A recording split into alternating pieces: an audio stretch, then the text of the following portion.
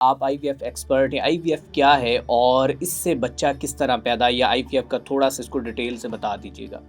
آئی وی F ایک by پاس ہے، جیسے آپ دل کی شریانوں کو بائی پاس کرتے ہیں، اگر ٹیوبز بند ہیں تو ہم نے بائی پاس کر کے ڈائریکٹلی بیج باہر بنا کے، یعنی ان ویوو کہتے ہیں جسم کے اندر، وہ بیج جسم میں بن رہا ہوتا ہے نا، خود ہی جاتا ہے ٹیوب سے اور یوٹرس میں، اگر ٹیوبیں بند ہیں یا میاں کے جراثیم ہی اتنے کم ہیں کہ وہ انڈے میں نہیں جا سکتے، تو ہم عورت کے انڈے لیب میں باہر نکالتے ہیں، اسی ماحول میں جو پیٹ کے اندر ماحول ہوتا ہے اس کو ماحول ہم وہی دیتے ہیں، اور اس میں ہم مرد کا جراثیم انجیکٹ کر کے پھر ہم اسی ماحول کی ایک جگہ پہ جو پیٹ کا ماحول ہے وہ ایک مشین کے اندر ہم ان کو رکھتے ہیں، پھر تیسرے دن یا 5ویں دن ہم دیکھتے ہیں کہ وہ بیج بن گیا کہ نہیں، اور وہ بیج پھر ہم نیچے سے رحم میں رکھ دیتے ہیں۔ باقی بچہ وہ عام بچوں کی طرح پلتا ہے،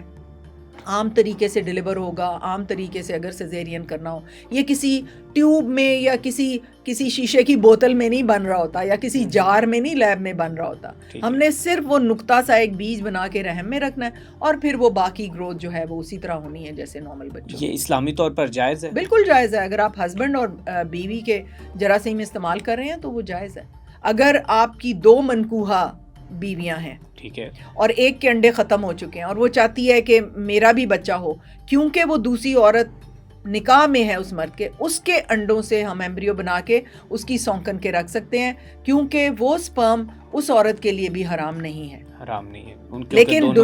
ڈونیشن ایگز، ایگ ڈونرز، یہ ہمارا دین اجازت نہیں دیتا، ڈونیشن میں لیے ہوئے سپرمز ہمارا دین اجازت نہیں دیتا۔ ٹھیک ہے، تو ڈاکٹر صاحبہ یہ علاج کوئی مڈل کلاس طبقہ بھی کروا سکتا ہے؟ یا بالکل کروا سکتا ہے، بالکل کروا سکتا ہے، اتنا زیادہ کاسٹلی نہیں ہے؟ کاسٹلی تو ہے، لیکن آپ پیسے جمع کرتے رہیں انشاءاللہ، آپ اور جلدی کرائیں، اگر ینگ ایج میں کرائیں گے تو ریزلٹس بہت اچھے ہوتے ہیں، اولڈ ایج میں 35 کے بعد ریزلٹس ڈکلائن کرتے ہیں۔ ٹھیک ہے، آخر میں کیا پیغام دینا چاہیں گے ڈاکٹر صاحبہ؟